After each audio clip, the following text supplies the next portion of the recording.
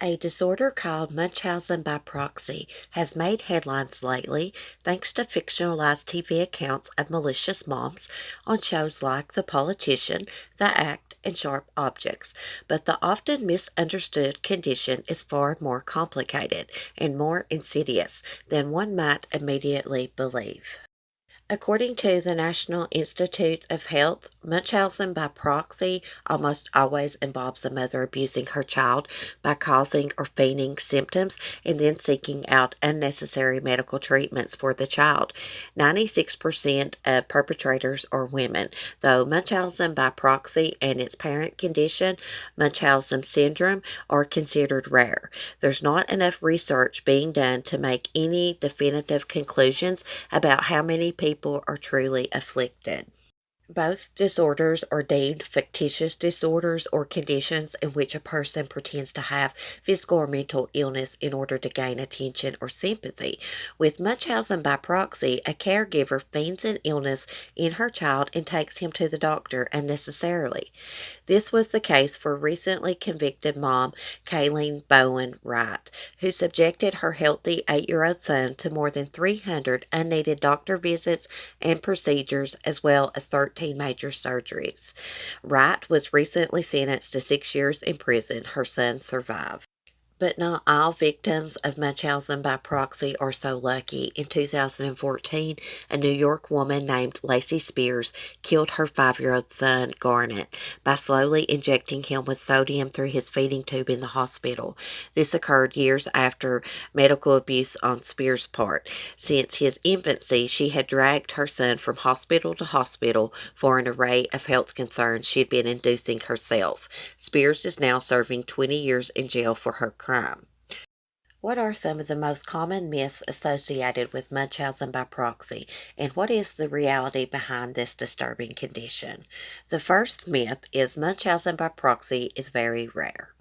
Author Audria Dunlop, who has personal family experience with the disorder, wrote about Munchausen by proxy in her July novel, We Came Here to Forget. She says Munchausen by proxy is not as uncommon as you would expect. It's incredibly isolating, which makes people think it's incredibly rare, Dunlop told People magazine.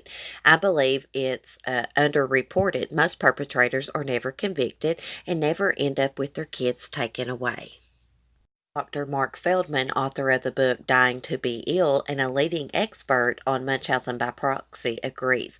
Most cases are never recognized, he said. Instead, the child undergoes years of suffering without any doctor, relative, or friend ever realizing that the mother herself is the reason the child is so sick. It is not nearly as rare as many people might think.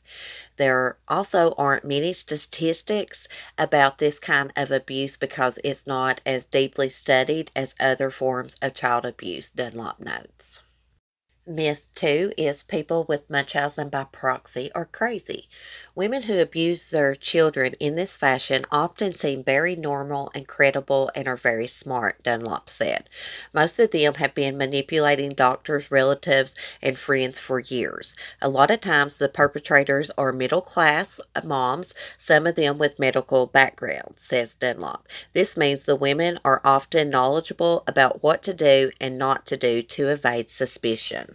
A big point of contention when discussing Munchausen by proxy is whether it qualifies as a mental illness.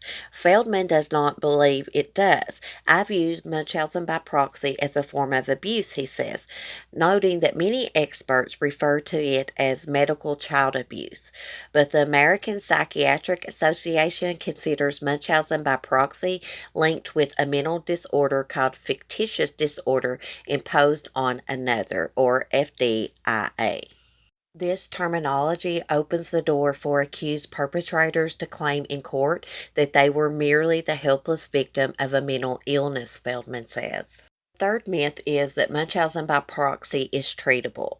Munchausen by proxy is not easy to treat. Why? Because usually the people who perpetrate this kind of child abuse don't believe they're doing anything wrong. The typical reaction upon confrontation of the mother is firm denial, even when there are video recordings of her abusing the child, says Feldman. If the mother won't acknowledge any wrongdoing, therapy generally can't succeed. However, Feldman has seen some positive outcomes, as he discusses in Dying to be Ill. One patient initially denied lying about her kids having constant seizures. Despite the initial denial, Feldman says she improved remarkably over the next few years with psychotherapy, treatment for depression, parenting classes, and further education, and eventually was reunited with her child.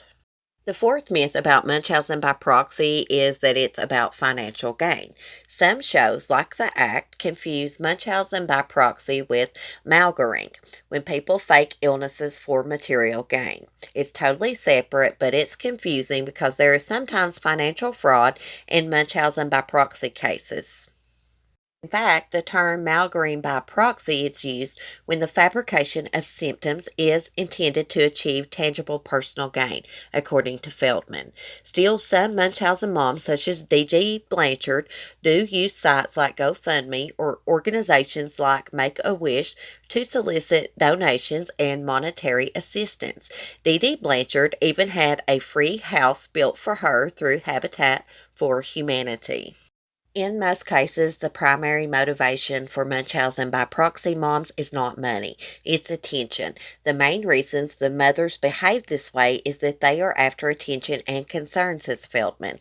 They seek to control their child, or they are angry, rageful people with sadistic tendencies. This last group is the most likely to actually kill the child, he says.